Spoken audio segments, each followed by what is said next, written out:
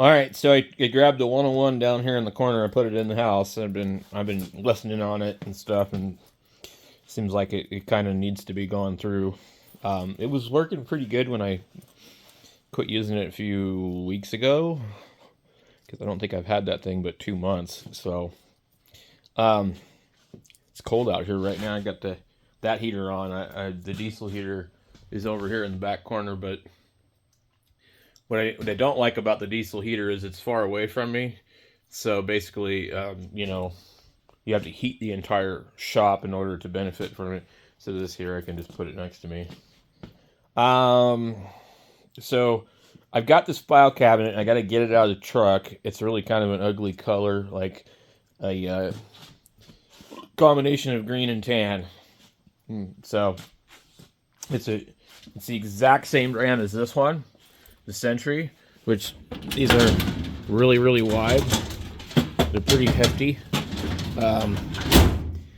So this one here, I've had problems with. Like, I don't know what brand this one is.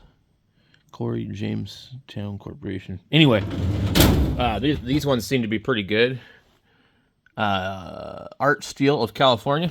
I thought there was a label on it somewhere. Anyway, it had a lock in it, and I had to open it up and drill it out. So I just removed all the locking mechanism. It was free from an estate sale, and it actually had a bunch of food purchase records in it. It was from a local hotel. So that's kind of cool. Anyway, so this other one is exactly that size.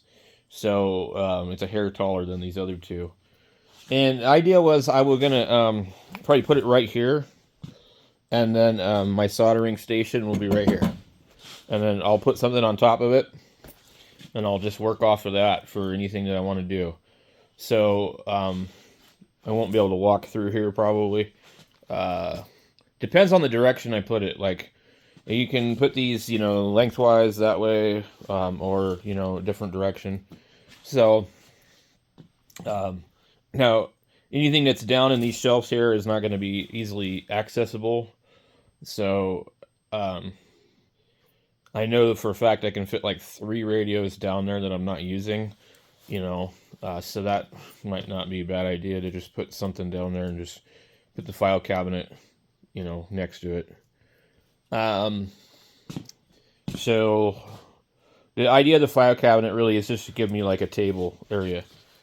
Like if I didn't have any of this stuff, I could just literally butt up against, a couple of file cabinets and put radios on it. But what we're thinking of is like, just kind of actually just for an experiment for like maybe a day or two, put these two back in the file cabinet and probably that down there next to the other one. You just clear out all these shelves, put that away, put that away, that away, and then the only thing that would be on the top would be the 710, the 1200, and the 2 ICOMs. Everything solid state.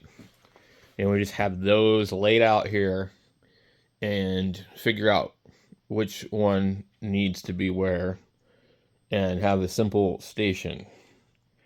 So, in fact, we don't even need that. That's too much already.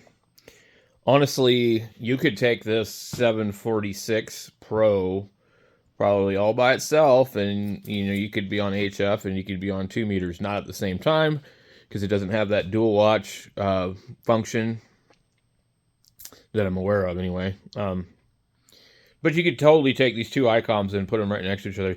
The thing is weird, they kind of don't match. One is silver and one is black, but they are very similar otherwise. I'd like to get a hold of some accessories, speakers, another power supply, to complete that deal there on those. But those 2 radios by themselves make almost a complete station, really, for everything you could possibly need. The only thing that you would, be missing is if you wanted to do 440, you wanted to do any of the other weird VHF, UHF bands. Um, so, and then there's, you know, not really any activity on the really high frequency stuff, gigahertz. So, I think it'd be kind of cool to just like have like bare bones, you know, not a bunch of crap.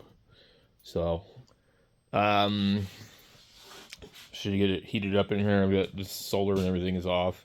I want to move this somewhere else, but the problem is I got wires coming in here, and I need to order more wire extensions. I need another like 30 to 20 feet, and then I can move the wire here that's underneath this to a different location.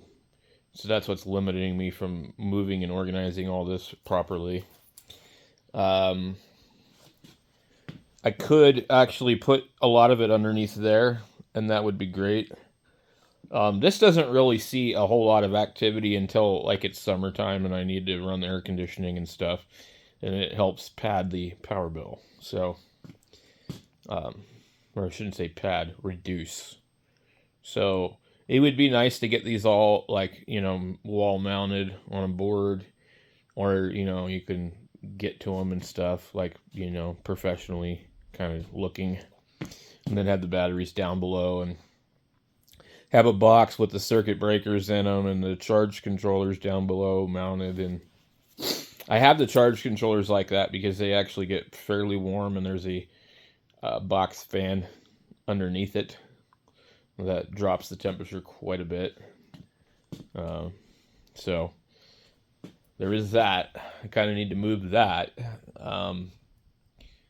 And I have thought about clearing out the boxes back here and building a similar shelving setup back there, and have like, hey, look at all my cool radios that I don't use kind of setup. And so right now it's kind of a mix of guitars, tattoo stuff, and tools. So anyway, I'm gonna get this cabinet in here today, and put some stuff in here, and hopefully get some things a little more organized. I don't really like this setup here because 1200 is kind of blocking part of the monitor. I'm still kind of like thinking about what that one person has said earlier about, well, why do you need so many radios? And I think it is really kind of a valid point, because it's like, well, you really don't. I mean, you don't need this many radios. But I guess it's just kind of cool to have them. So I find them constantly switching back and forth between radios, and I don't know why I enjoy doing that, to be honest, but I do, and I don't think I'm the only one. So I don't know, maybe it's a mental health issue or something like that, but I guess we'll see. One thing I do like is buying radios really cheap, and so like I'm actually looking at buying a radio for really cheap, and I'm just kind of like, I gotta wait for the guy and the deal. So I'm actually going to be purchasing another radio probably here in the next few days that I do not need, but I want it. So that's kind of how it goes. I probably should be trying to get rid of stuff, you know, and I have gotten rid of a few things. I got rid of a Ten-Tec radio. I got rid of a KW Matchbox. I got rid of a 706 Mark II-G. I got rid of a 991A, all in the last year. There might be another radio I got rid of. I honestly wouldn't mind getting rid of this Tempo 1. In fact, the tubes are probably worth more to me than the radio itself, and only one of them is any good. I actually need to figure out what I did with the original tubes that are in it. My friend Will sent me some tubes. One of them, the top came off. It was bad. But there's like one good tube in here, and then the other original tube is somewhere else. So I think it was putting out like 75 watts, 80 watts, something like that. It could be, you know, not too bad, you know, even at that amount. But it's like the point where it's like I think it's easier to sell these radios without the power supply than sell the power supply to somebody else, or use the power supply to run something else like this.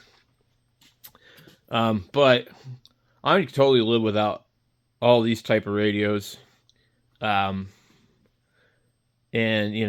honestly, if I could get my money out of the Malcolmized 102, I think that would be great too, because it is a cool radio, but I've had it a few years now, and it's kind of like, well, if there isn't a bunch of people to rag chew with on the radio that are on similar radios, it's not necessarily all that fun.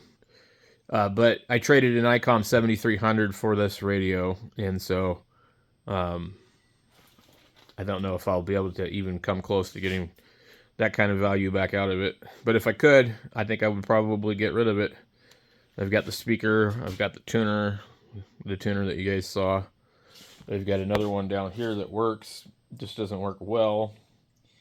And like that one down there has one of the wrong knobs, and then I think these things fell off of one of them.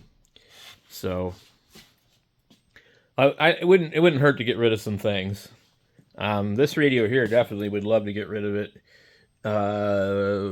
My friend Alan gave it to me, and it's got a little bit of time to warm up before it's pretty close to on frequency, and you can't adjust it as far as I understand because the oscillators have drifted. So what ends up happening is the oscillator doesn't match the digital frequency display.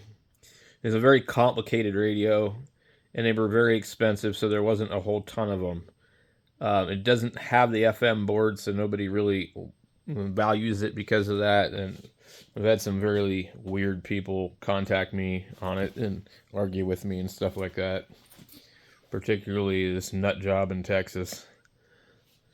I don't know what his call sign is, and even if I did, I probably wouldn't really want to give it to you guys on here because he's pretty nuts. So the rest of the stuff here, could stay down here. So I think, I try not to store anything down here on the bottom. I'm going to show you guys why, because as you see here, we've been getting rain, and that's water right there. So I don't want anything on the ground getting wet and destroyed. So yeah, I don't know about the 1200 sitting there. Now, one thing that is kind of cool is this wall looks really ugly without the shelves on it because it's not finished. And it's got like they had put some kind of weird OSB sheet here. And they had this shelf here already. I added the one that's hanging down here. So in order to sheet out this wall and finish it, a lot of stuff would need to be removed, and it wouldn't be easy. So, I don't know, when we sell this place and move or something, maybe then we'll take care of it, because I'll probably pull all this crap out of here. But I would love to have this actual thing across the back here. Just build across the back. It would be. You'd have 20 feet, I think. I think it's like 20 feet across. You'd have 20 feet of shelf, I mean, you get 20 feet of radios. I mean, like, this would all fit on one thing. It'd be pretty cool. So, I've got these that are 8 feet, and I could go 16 feet with, I think these are 8 feet. So, anyway, that actually is an interesting idea, now that I think about it. I could build it back there, pull all this out here, put the toolboxes over here. The thing about the shop here is that it's a garage door, but it's in the back here, and you can't get cars back here because of the size of the wall around the property. You can squeeze something in here like a Honda Civic, but like my F-350 isn't going to fit back here. So anyway, it's kind of like, well, you can do certain stuff in here, but you're not going to be fixing or working on any vehicles here. And it's actually basically 20 by 20. So I pulled the Subaru in here and did a timing belt on it, and that was kind of tough. I was all up against the toolboxes back there. So there's just not a lot of room in here. So it makes a great Radio Shack.